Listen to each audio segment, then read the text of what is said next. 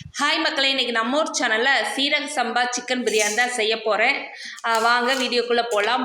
பட்டை, சோம்பு, ஜீரகம், ஏலக்காய் இதெல்லாம் போட்டு நல்லா வறுத்துட்டு பொன்னிறமாக அந்த குறகுறப்பாக மிக்சியில் அரைச்சி வச்சுக்கோங்க. அதுக்கப்புறம் 200 கிராம் சின்ன வெங்காயம், காரத்துக்கு ஏற்றாப்படி ஒரு 6-7 மிளகா, பச்சை மிளகா, அப்புறம் கொத்தமல்லி தழை, புதினா ஒரு கைப்பிடி, அப்புறம் இஞ்சி பூண்டு பேஸ்ட்டு இதெல்லாம் போட்டு மிக்சியில் கொஞ்சம் குறகுறப்பாக அரைச்சி வச்சுக்கோங்க.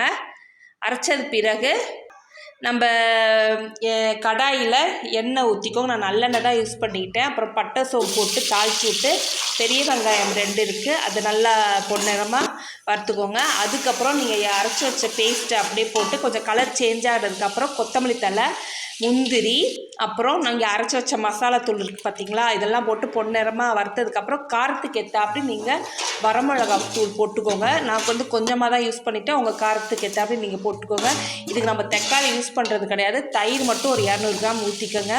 அதுக்கப்புறம் வாஷ் பண்ணி மஞ்சள் தூள் போட்டு வாஷ் பண்ணி வச்சுருந்த சிக்கனை போட்டு உப்பு போட்டு நல்லா ஒரு 10 நிமிஷம் இப்போ வேகட்டும். நல்லா ஒரு பாதி வெந்தது பிறகு நான் 2 கிலோ சிக்கன் போட்டிருந்தேன். அதுக்கேற்றாப்படி தண்ணி ஊற்றிக்கோங்க. நான் 1.5 கிலோ அரிசி எடுத்திருந்தேன். அதுக்கேற்றாப்படி தண்ணி ஊற்றி கொஞ்சம் கொதித்ததுக்கப்புறம் நீங்கள் அரிசி இந்த கொஞ்சம் இதிலே வெந்துடும். அதுக்கப்புறம் அரிசி போட்டுக்கோங்க. அரிசி போட்டதுக்கப்புறம் கொஞ்சம் லைட்டாக சிம்லே வச்சு கிண்டுனா தான் உங்களுக்கு ஈஸியான பக்குவத்தில் வெந்துடும். ஏன்னா ஹை ஃப்ளேமில் வச்சா கொஞ்சம் அடிப்பிடிக்கும். இந்த மாதிரி பக்குவமாக கிண்டிட்டு தம் போடுங்க. இறக்குறப்ப கொத்தமல்லி தழை, நான் இறக்குறப்ப தான் நெய் ஊற்றுவேன். ஃபஸ்ட்டில் நெய் ஊற்ற மாட்டேன். இறக்குறப்ப நெய் ஊற்றி சாப்பிட்டிங்கன்னா அது ஒரு டேஸ்ட்டு உங்களுக்கு கிடைக்கும்.